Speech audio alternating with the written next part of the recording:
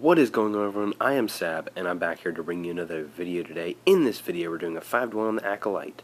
What's a 5-to-1, you ask? Well, it's when you take the enemy's level, in this case 5,217, and divide it by 5. The result of that equation is the amount of stat points you're allowed to allocate in that fight.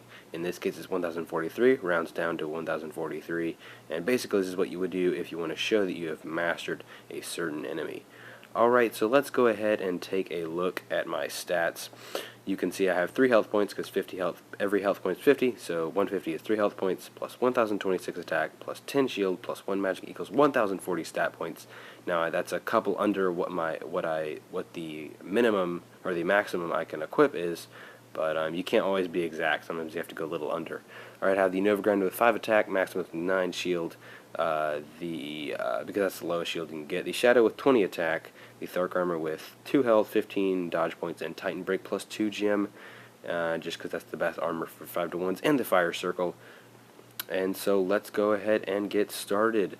Alright, so the Acolyte is one of the actually there's quite a few staff enemies in the game, and in my opinion he's one of the tougher ones. Other people would say he's one of the easier staff enemies. However, I find most of the staff enemies easy, and this is probably one of the harder staff enemies in my opinion. I haven't done a 5-to-1 on all the staff enemies, but I've done a 5-to-1 on quite a few of them, and this is one of the harder ones in my opinion. Obviously this enemy was not in the game at release. Actually, it dropped with the Clash Mob update, I believe, or maybe it was the Vault of Tears, but it wasn't in the game at release, so I didn't get to learn the enemy's moves until later in the game, later in the game's cycle, I guess. The step backs, you just saw one of the step backs there. They're not too bad. One of them you'll have to duck twice. That one that you just saw, you'll have to dodge left. If you don't know what a step back is, you can tell that he's about to do a step back when he literally steps back and then does a complicated maneuver. For step backs, you're generally going to have to learn them, and then you're going to have to learn by mistakes, and then you'll be able to take care of their step backs. Although this one, I kind of learned the step backs as I went, because they weren't too difficult. No like God King 360s or Wood Jester step backs, because those enemies have some really hard step backs. But overall, I mean, the basic moves. This move right here is a little weird. You have to dodge and hold the dodge down. It does attack. I don't even know what it is. I think it's a bird. I think it's like some kind of bird man, but I'm not really sure. It's kind of a weird enemy, but I mean, it's not that bad. It wields the Reaper weapon. This is a secret heavy weapon, one of the better heavy weapons actually, but it welds it as a staff. Well, it kind of welds it to the staff. It's kind of weird. It's kind of a weird enemy.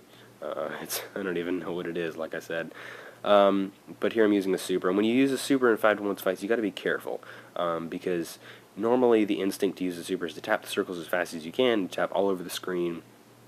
However, in a 5-to-1 or any fight that's going to be a little extended, that's not going to help you. That's really going to hurt you, because for every stab circle you miss, if you miss a stab circle, you run the risk of the unregistered parry glitches. When you parry and your character doesn't do anything in the game, you die because of it. And here's a step back again. That one's probably his easiest one. Just 2 left dodges. I believe a right dodge will work as well. But I mean, you just got to watch out for his step backs. You'll know when he's about to do them, because he's pretty demonstrative about that. But I mean, he doesn't use them a whole lot. I use them just about the same as any other enemy. It's not that bad. But yeah, let's just talk about my equipment.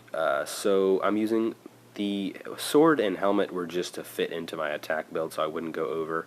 This is his harder step back. You have to duck twice, and then it seems that dodging left doesn't work on that last hit, so I decided to parry it. I died on that one the first try. This one only took me 2 tries actually. Not that hard of an enemy. One of the harder staff enemies, but like I said, I don't find the staff enemies that hard. And here's that step back again. But yeah, back to my equipment. Like I said, the helmet and sword just fit into my my build, so I wouldn't have to go over the stat point quota.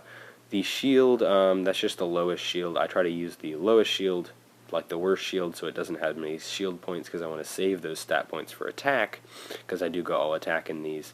The Thark armor is probably the most important part because it does have the most dodge points, and I dodge a lot, as you'll see in this video.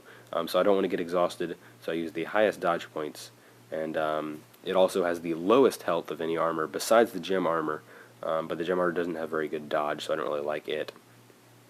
But I use that just because it has the highest dodge and lowest health, so it adds the lowest amount of points because I'm going to die in one hit anyway. There's no point in adding a lot of points to health. And then I have the fire circle, which has a heal, just so if I get exhausted too much, which doesn't ever happen, because I have the Thark armor on, I can heal just in case that happens. That really only happens in the MX Goliath fight because you have to dodge practically the entire time. And in this one you can just parry and replenish your dodges, because if you didn't know, if you're getting exhausted, you can parry to replenish one little bar of your dodge button. You can see it has like 5 bars in it right now.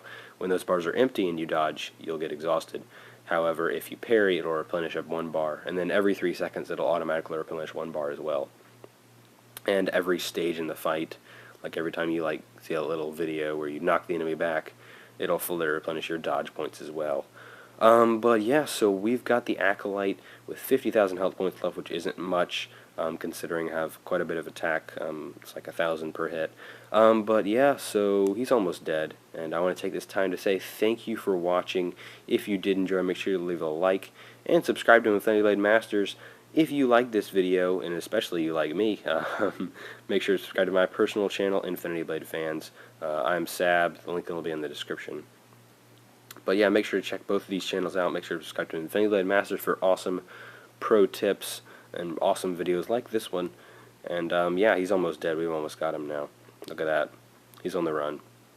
I think he uses a step back at the end right here. And here it comes. Yeah, this is the easy step back. He has one more step back, which he doesn't use in this fight, unfortunately, but yeah, whatever. But yeah, so thank you for watching, like I said.